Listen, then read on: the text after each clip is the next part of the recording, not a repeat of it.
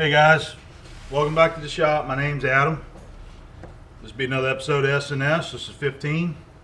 So we've got some more stuff here for this week. A nice little mix up for you. I think you guys will enjoy it. Let's see. We got the shaft that Tom Lipton had sent me that I had to spray weld. We got that done this week, and I'll show you that process. We got some viewer appreciation mail over there that came in this week. Got a couple packages, some cool stuff. We're gonna talk about that. Also want to talk about some of my indicators. I've got a few old indicators that I want to show you and talk about those, so you'll get to see those. And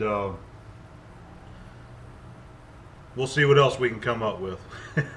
I usually don't end up writing a list, and sometimes I do. I write a little list and then I just sit down and try to remember all this stuff. But anyway, so before we get into the regular stuff here, let me just start off by saying thank you to everyone. Thank you to all the subscribers and all of the friends that I have met this past year.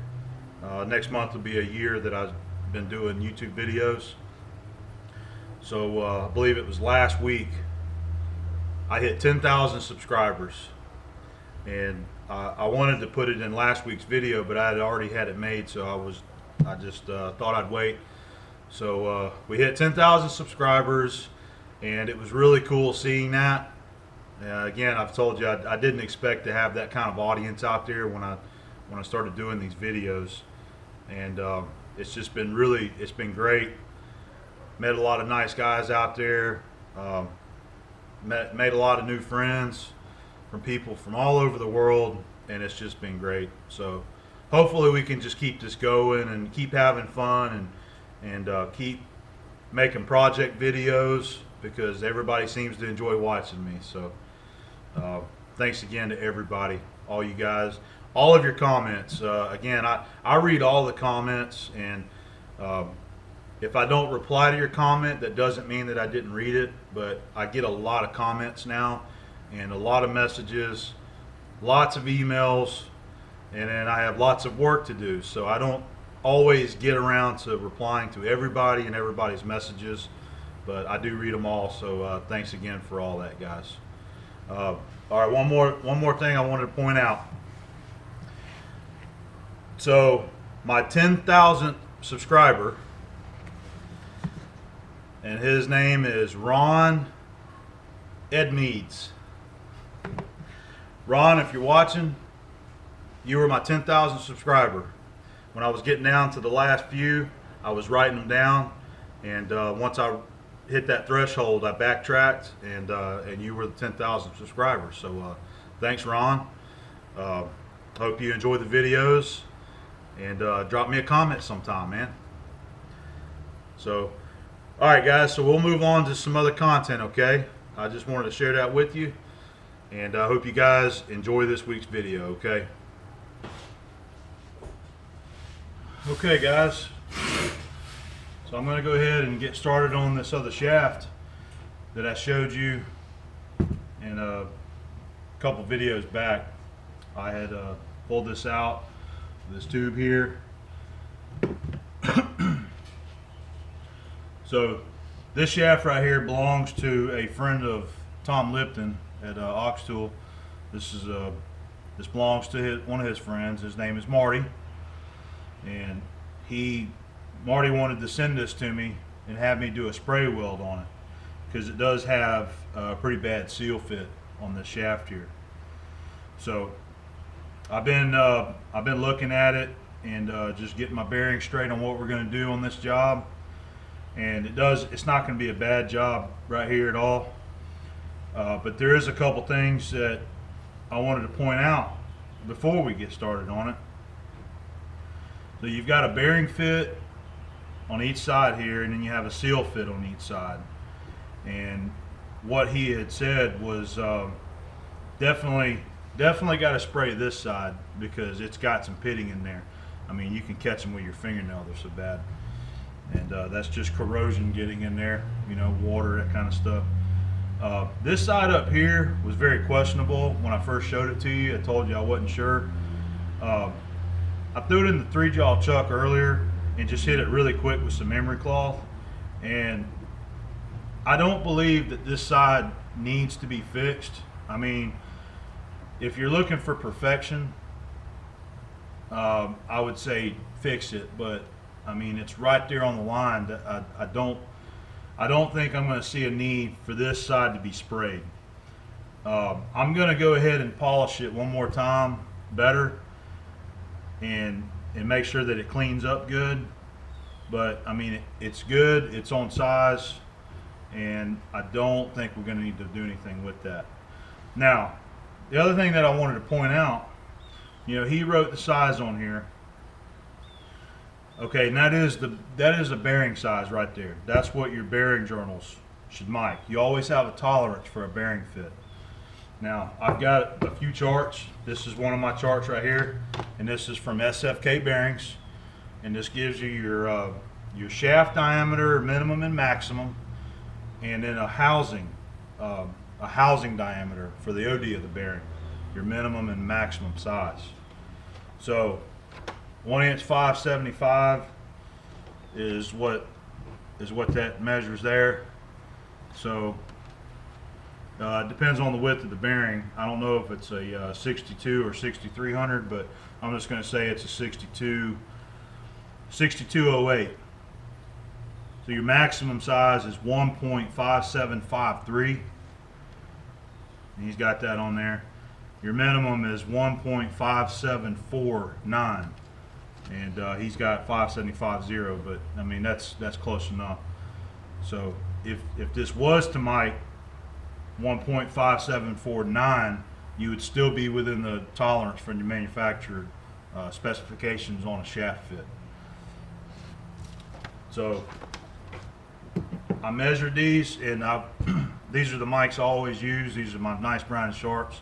I like the way these feel, and I checked them with my 1" standard earlier, and they're dead nuts on.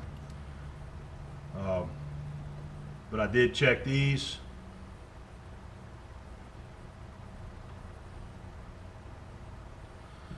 I'm getting 1" 575 and 3/10 on this one right here, and this bottom one here,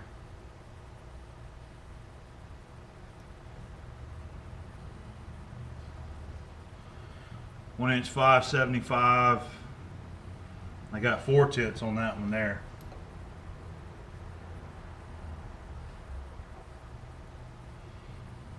(1" 575 and 4/10. So this side here is actually a 1/10 larger than what the chart says it needs to be.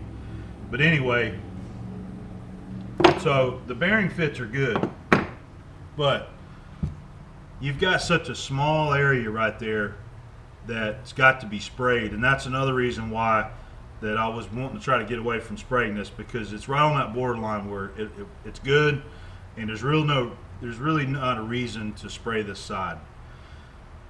you got a small area that you're having to try to get to close to this bearing fit right here.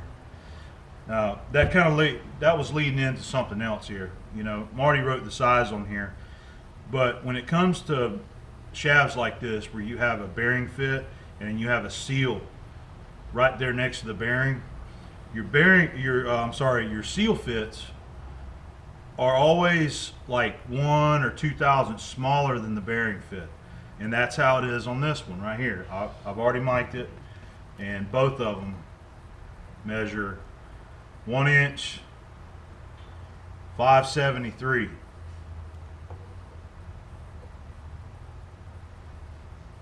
(1" 573. So in case Marty, I know you're going to watch, in case you thought that this is supposed to be the same size as your bearing, your seal journals are always just slightly smaller. And one of the reasons why is that whenever you go to install your bearing, if you heat your bearing up with a bearing warmer and drop it on, you don't have any problems. But when you go to pull or press the bearing off and it slides across the surface, you could put scratches in there, and you don't want that for a seal surface. So you want the bearing to go past the seal surface and then go on, so you're not putting damage on there. So when I do this side here, I'm going to make this, 1 to 2 under what the bearing fit is.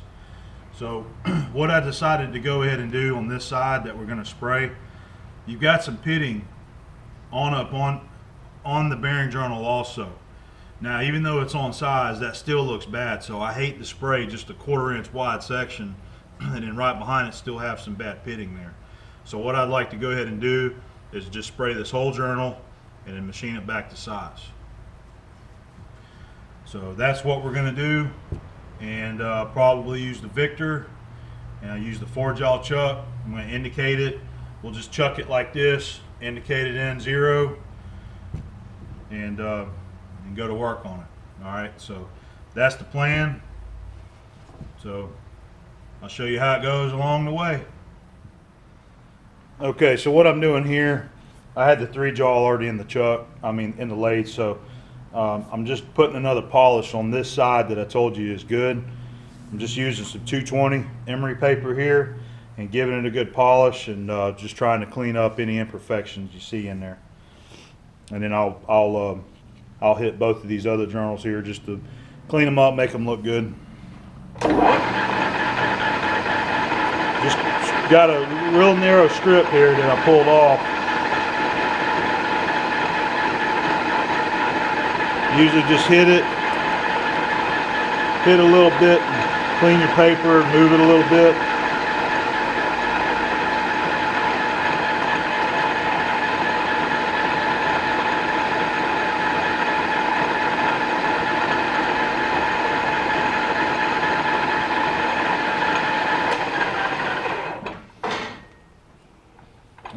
That's looking really nice.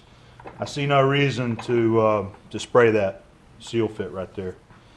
So I'm going to leave that alone, and what I'm going to do is I just want to clean up the other two just to kind of make them look better there.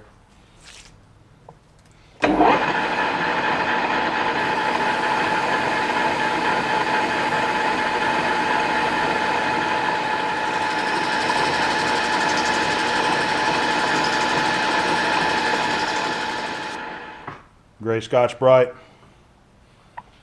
and we'll try that. You got to be careful with this stuff where a keyway is, because it will try to snatch it.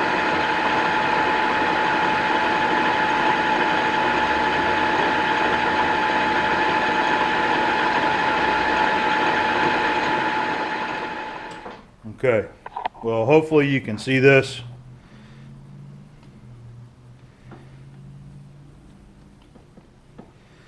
All right, the first 1/4 inch of this journal here is the seal fit. The bearing fit is 1 inch wide here, and you can see behind it you've got a couple little spots there that, I guess maybe corrosion had gotten past there and settled in next to the bearing, but that's okay because your fit's good. So that side's good. We're going to leave that alone. I'm going to go ahead and swap this chuck out for a 4-jaw and true it up on the other side. Okay guys, so here's our first box. This is our first viewer appreciation mail that came in, and this was sent to me by Robert Cutts, and he's from Ocala, Florida. So he wrote me a little note here. Adam, I watch your videos all the time. It made me sad when your dad passed. Never met Mr. Booth. I did see your dad in one of your videos, and he was in, I know I had him in 2, I think I had him in 3 videos there. So I made this in his memory and hope you will accept it in his memory. Thank you, Robert Cutts. So Robert made this really cool, this really nice clock. That's in memory of my dad, Johnny Booth. He's got a tag here that says in memory of Johnny Booth, and he made all this. He cut out the gear, he cut all the wood and stained it, put it all together, and very nice clock, Robert. It's beautiful, and I don't know how to thank you for something like this. It really means a lot that so many of you, especially you, Robert, you think of my dad so much, and he's not here anymore. So uh, everything out here in the shop is a reminder of him, and so I just carry it on, you know. So this is a really cool gift, and something that nobody's ever given me before, especially something that's handmade like this. So it's just a really nice gift, and I really appreciate it. It's great. I took a couple pictures of it and sent it to my family, and they love it. My brother has seen it, but my mom, my sister haven't seen it yet. But they seen some pictures of it, and they were amazed at the thoughtfulness that's you know, throw down on us about my dad. So Robert, I really like the clock. It's great, and I don't know if I'm going to keep it out here. I'd like to put it on my shelf there, but I'm worried that if I leave it out here in the shop, it's going to start getting dirty over time. So I might end up taking this inside the house. I've got a nice bookshelf inside that's got a bunch of Dad's pictures on it, and I'm thinking about taking this and putting it in there. So I'll always remember who this clock came from, and I will you know, make sure that everybody knows. And thanks, Robert, man. I appreciate it. I don't know what else to say, but thank you very much, man. It's great. There's a better shot of it, a little more up close there.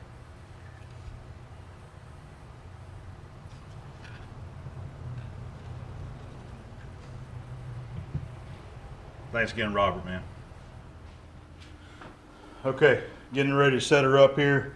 I've already chucked it up, intruded up, and cut me a fresh center on this end. I just didn't show that. But what I'm going to do is I'm going to stick it in here, and I don't want to chuck up much of it, maybe about a ½ inch. And what I'm going to do, I want to put enough hold on there just to kind of hold it, and I'm just lining the keyway up in between the chuck jaws there.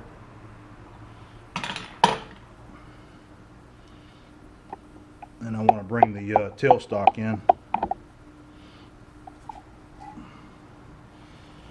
Alright, I'm going to use some copper soft jaws here.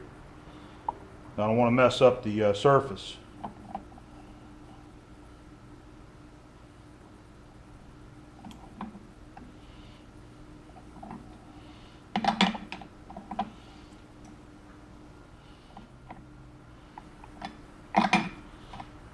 So we got our soft chucking surface there.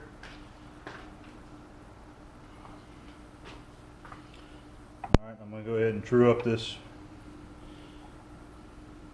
bearing journal.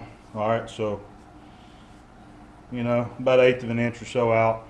No big deal. Guess you guys can see this okay. Snug up your highs first just to make sure it ain't real loose. And go back to your lows.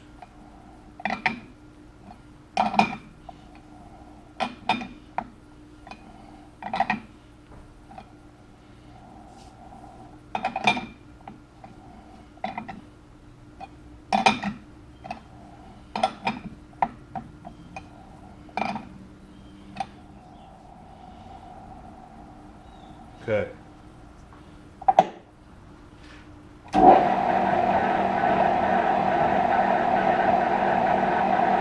Alright, you can see it's just shaking just slightly. I went ahead and set up the indicator on this other journal just to see what everything's looking like. And I'm getting a 1,000th run out, but we're gonna leave it alone and spray it like it is. These two journals will be true with each other. So 1,000ths is a little bit hard to get out of there. You can cut little pieces of shim stock and put it in here in your center. That can get a little fidgety sometimes trying to get it perfect, but One thousandths isn't bad. It's pretty common to see that kind of run out. So we're going to leave that like it is and let it run. Okay, getting ready to undercut, and we got the shaft running nice and true. So I've got my there's the masking compound again. We're going to go ahead and mask it.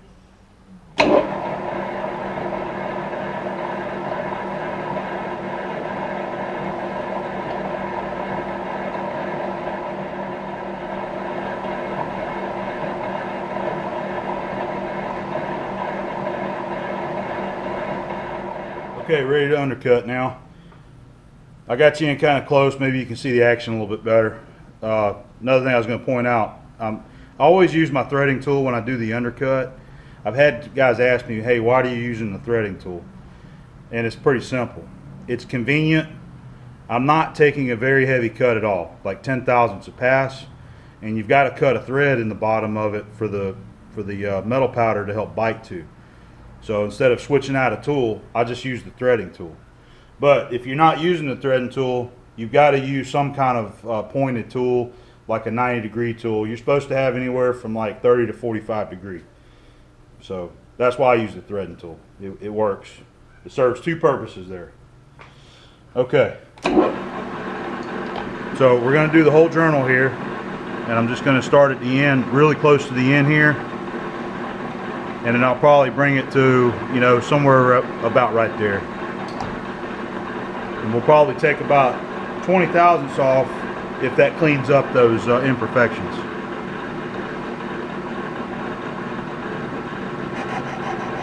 Okay, I'm touching off there, so I'm gonna feed in 10. Let it make a cut across.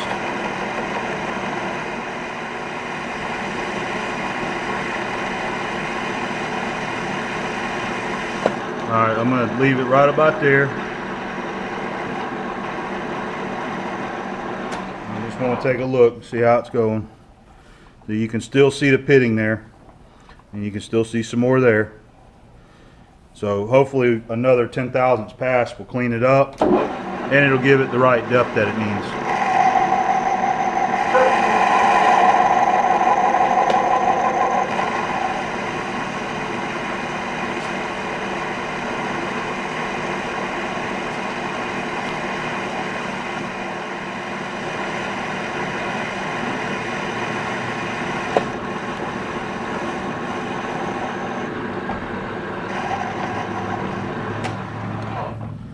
Okay.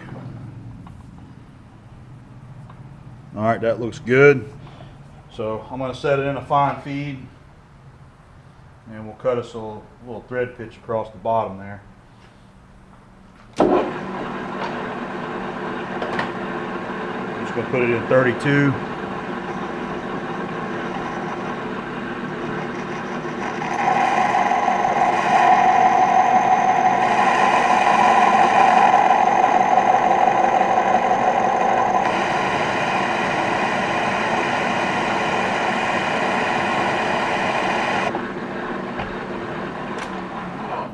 Okay, there's your undercut, your thread, and now it's ready to build up. Okay guys, I think we're ready to spray. I'm trying to give you two different shots here to see. Okay.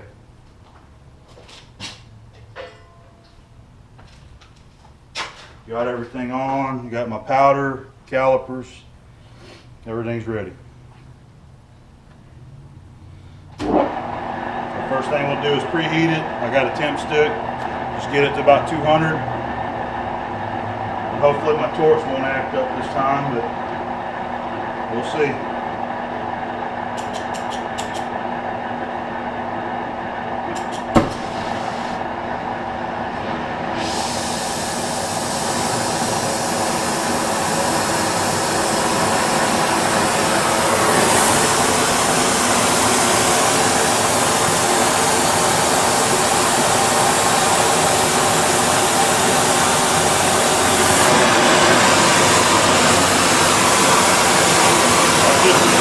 Powder.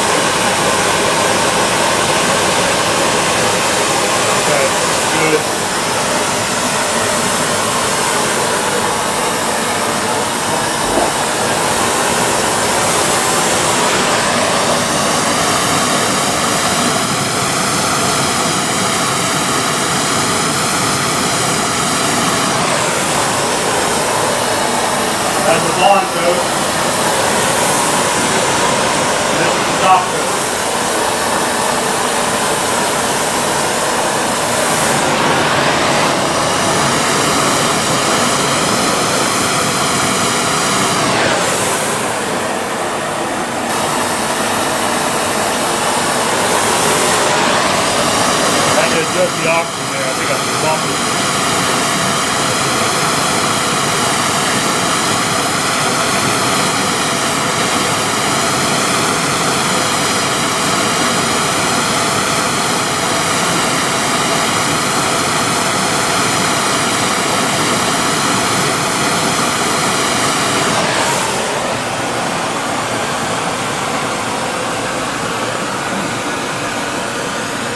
Gonna check it, see about where I'm at, real quick.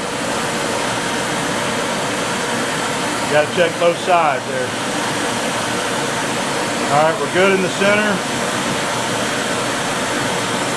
I need a little bit on the ends, a little bit low.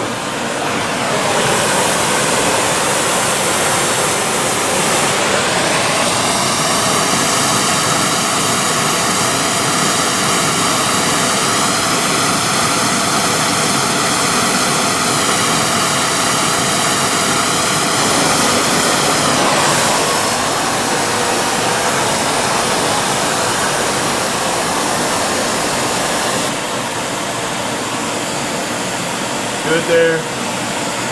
We're good enough there.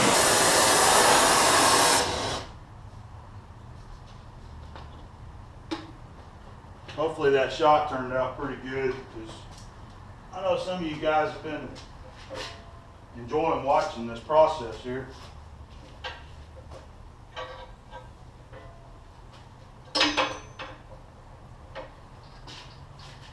Always remember to turn your bottles off when you're through using your torch.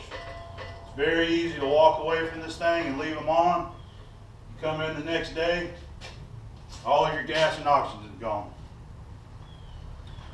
Alright, so what we got to do is let this thing cool. I'm going to get the fan on it and blow on a little while and cool it down, and then we'll finish it, okay?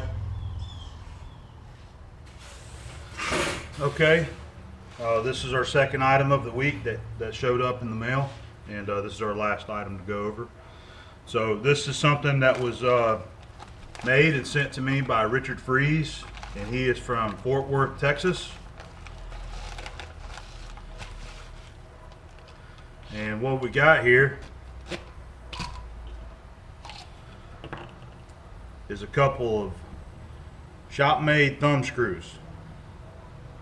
He's got two here, and he made two different sizes, and there's a reason why he did that. So I'll go ahead and read you some of the letter that he had wrote. Wrote a really nice letter, and Richard, you got some really nice handwriting, man. Here are the two screws I made for your Sterrett 1, 2, 3 calipers. My caliper has two different thread sizes on the slide lock and the adjuster lock.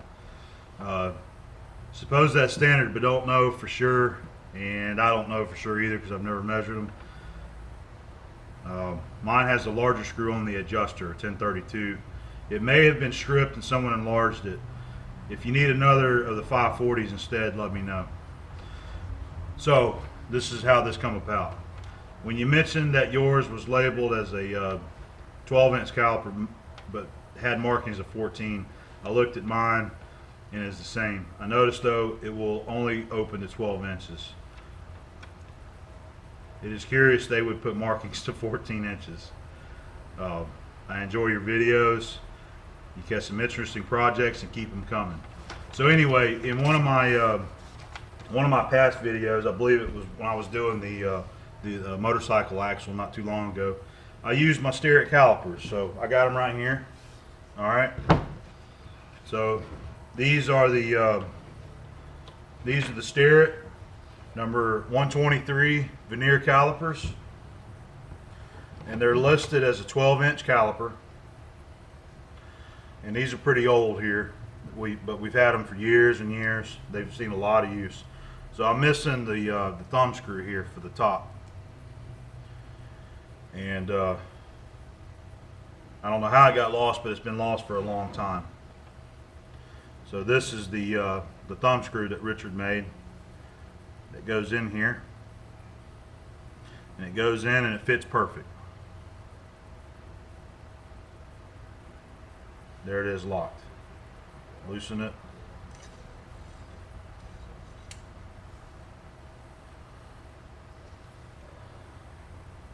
So that's it. Thank you, Richard. That was great, man. I got to say, the machine work and the knurling looks excellent. Did a good job on that. And it looks like it's stainless steel. I imagine that's what you used, is stainless. So thank you very much for that. It's nice to have a thumb screw back on these calipers here. Now I will say one thing, and this is not shooting you down at all. So you picked a larger diameter to you know, make this to. So when you put it in the case, I don't know if you had the case or not, the wooden box.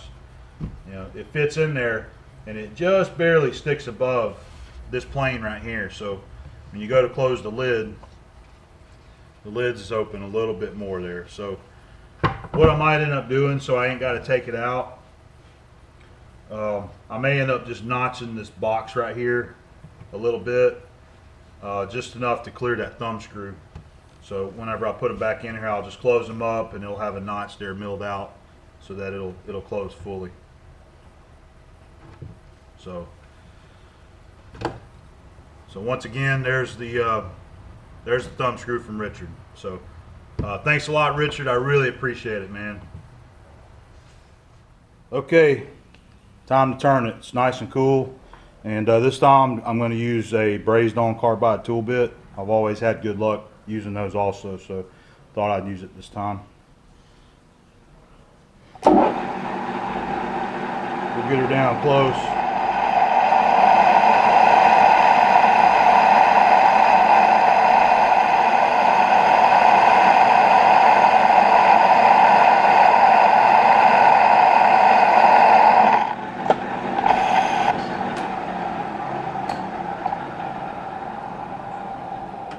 Alright, let's see where we're at.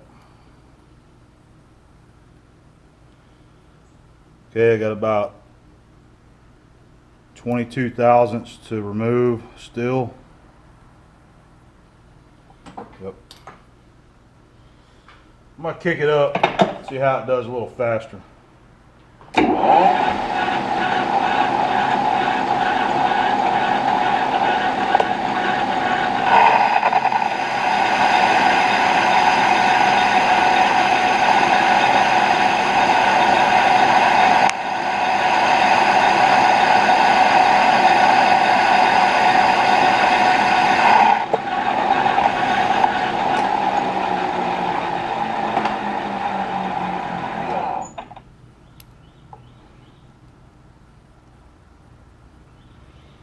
Okay, getting close.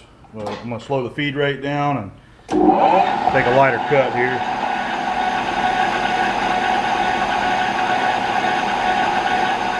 That's doing good. That's leaving a nice finish. So this will probably be my finished cut.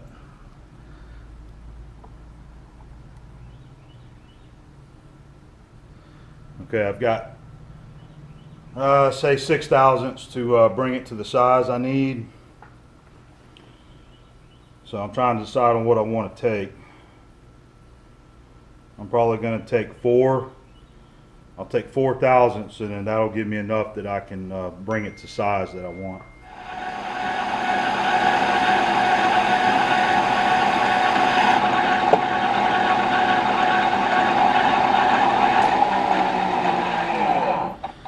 Alright, there's a radius machine in there, so I don't want to go all the way up and touch it. But all that is the masking there, so that'll polish out. So I'm going to go ahead and back off because I don't want to mess that surface up. Alright, what I'm going to do, the bearing journal is 1 inch wide. So I'm just going to set this tool bit edge at 1 inch. Alright, right there, see, that will be our seal journal right there. Set that at 1 inch. I'm going to set my indicator here at 0. Let's back off and see where I'm at.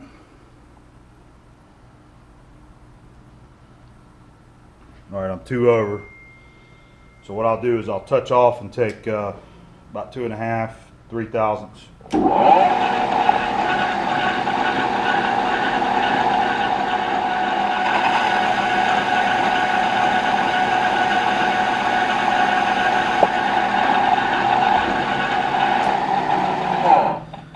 Okay, there it is. And all the rest of this will just blend, you know, polish off with emery cloth here.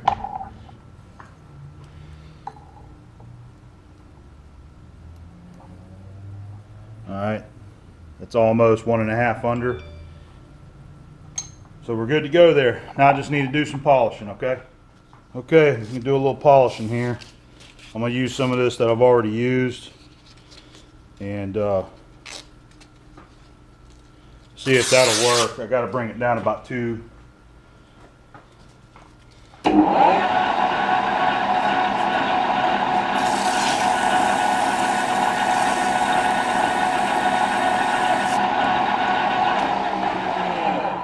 Hit it a little bit at first and check it, because sometimes you can take off quite a bit your first hit. So that right there actually leaves me with 1/1000 to come off.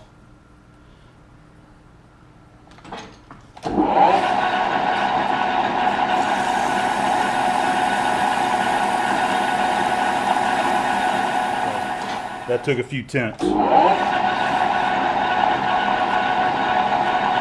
Once you get it down kind of smooth and you remove the tool marks, when you're using this fine stuff, then it starts taking a little while just to get 1/1000 off of it. But it leaves a good finish. And you can see I'm removing metal there.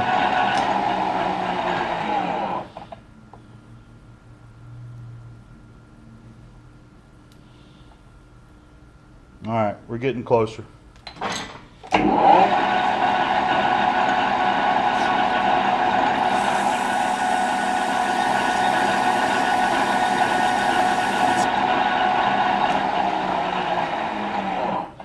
Emery paper works a lot better on this stuff than a file does. A lot of times a file just acts like it doesn't want to cut it, but when it does, it'll actually put like gouges in it in the surface as you're filing it. So I always like to use the emery paper to bring it down. So I got just a little bit more, just a few more tenths to take off right here. What I want to go ahead and do is I'm going to hit that seal journal area right there. Let me find another older piece because I want to get rid of that other crud.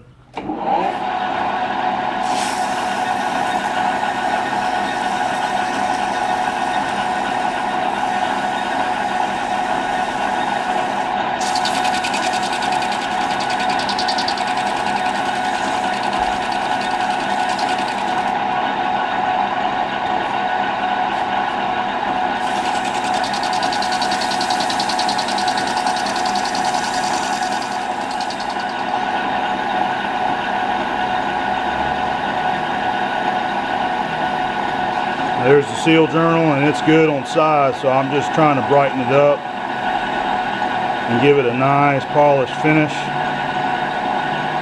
You can get that transition just a little bit there to help aid the bearing going. And it's doing pretty good. I can see a few spots in the split line there, but it did pretty good. So all right, I've got a little bit of warmth to it, so I want to let it cool down to you know, ambient temperature there, and I'll mic it. I'll probably take one more final polish there just to bring it down a couple more tenths, and we'll be good to go. But I don't want to keep boring you with the polishing process, so I'm gonna use some of this gray Scotch-Brite and show you what it'll look like when it's hit. I need to get some 400 grit, and I don't have any. I ran out. So we'll just use this. I'm gonna run 700.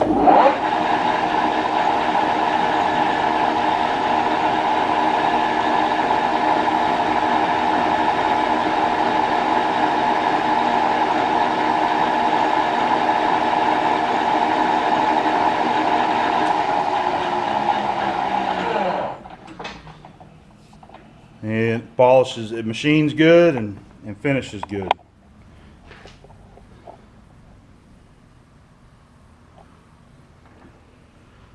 Okay. All right, Marty, your shaft's ready. Got it done and turned out good, so it's time to send it back to you. Yeah, everything worked out good. There it is. This is the journal that I sprayed here, and this side we just gave it a good polish. And I'll I'll take some pictures of it, throw it up in the video so you guys can see it a little bit better there. So it did good, and I think Marty's going to be excited to get it back so he can get his machine running. A couple notes: this goes to a Wood Miser portable sawmill, and it's kind of like a horizontal bandsaw that's on a trailer. And he makes walnut gun stocks from unwanted trees. So this is going to some equipment that he likes to use and cut wood and make gun stocks there. So that's about it for this week's portion of some machine work, and turned out good. All right. Hey guys, I want to talk about some indicators today. I've got a couple here in front of me that I'm going to talk about, show you, and tell you what I want to do here. So I've got quite a bit of old indicators around the shop, and you know, most of them they're all put up, and I've got several that are in need of repair.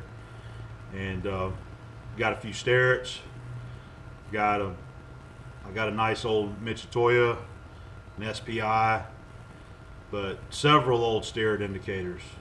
But I've got a few that kind of mean a lot to me because they were my dad and my granddad's, and I've always wanted to have them repaired.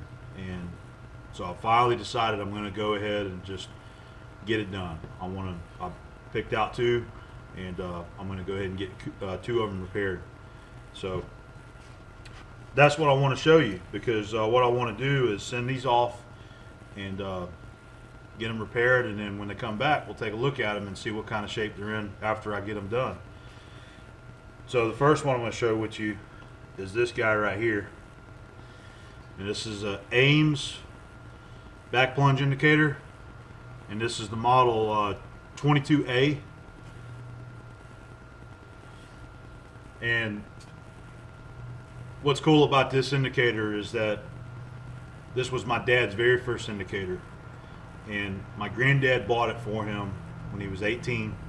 Whenever my dad first started doing machine work, he was 18, and he bought him this, and it actually came as a set. There was a kit. There should have been a wooden box that had other attachments with it, but I don't know what happened to it. I can't find it. I've looked for it, and I don't know where it's at, or I don't know what happened to it.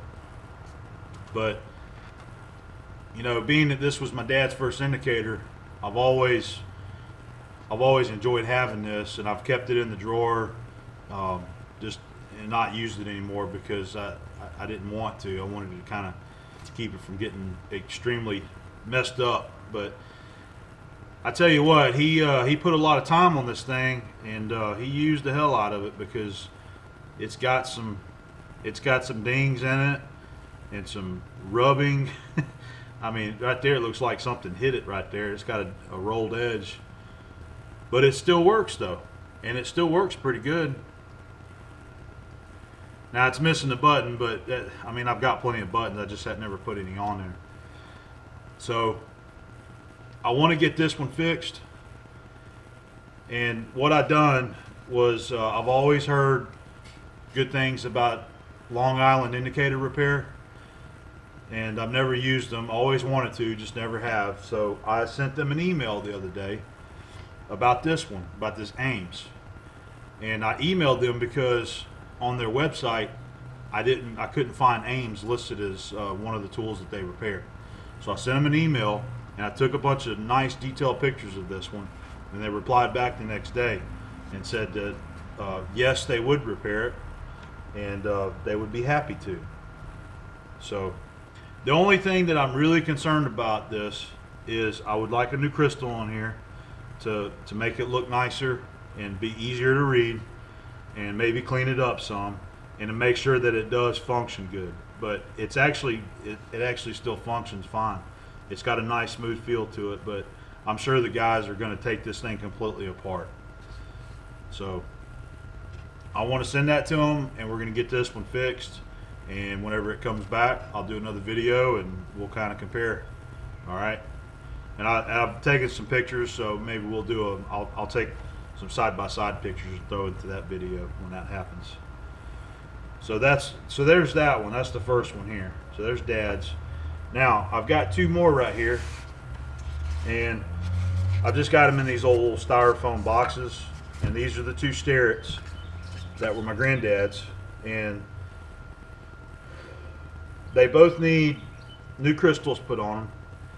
And now this one here, this is your 10th readings right here, and it'll read 25 thousandths, I believe. Yeah, the range is 25, and it'll read tenths, and it still works good. It's got a good feel, but it needs a new crystal, and I would actually just like to have it redone. So I'm going to send them this one and have them fix this one first, and then I'm going to move on to some other ones. So this one and the Ames, that's the two that I'm going to send first. So I'm looking forward to this because I've never really used this type of indicator much, and I want to play around when I'm doing some indicating on the lathe. Whenever I'm doing some and I'm telling you I'm probably winning about 1,000ths, I want to throw this thing up there in some of my indicating and get a better look at what's going on there.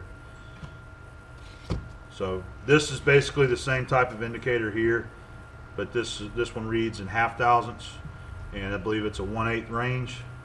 Yeah, it's a 1/8 range, and it still works too, and it seems like it works good, but the crystal's been missing for a long time, and it got a lot of dust on the face from it sitting around.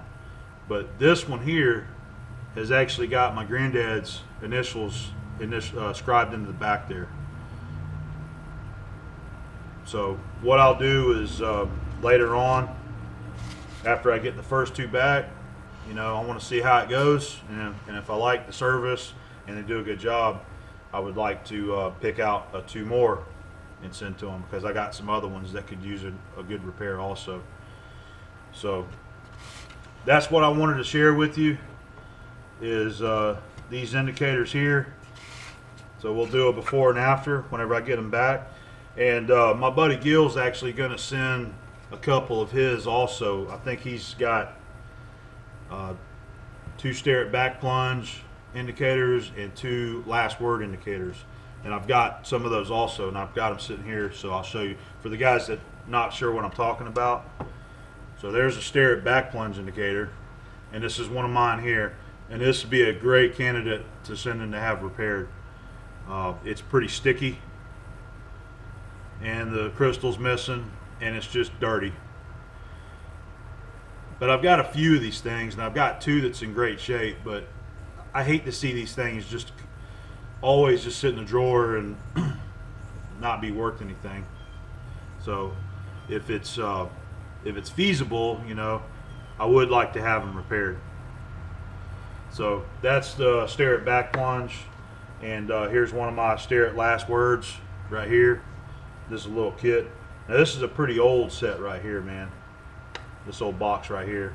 I don't know how old it is, but I mean, I don't know when they stopped making that kind of box for them, but so there's a Sterrett last word. Now this one still works, but it's missing the you know, the tip out here on the end. This one is, but it still works. So I've got a handful of these things right here. I don't know, probably 4 or 5 of these last words. So I don't want to get carried away and try to do a bunch at one time, but I would like to do a few at a time and get some of these indicators repaired. So I'm going to send 2 of mine, and then Gil's got some of his, like these here, that we're going to send out. And when they come back, we'll take a look at them again, okay?